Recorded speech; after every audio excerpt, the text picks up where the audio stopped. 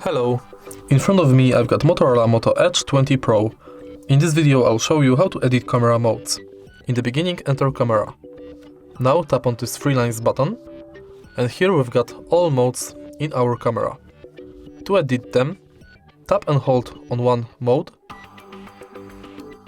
and drag them here.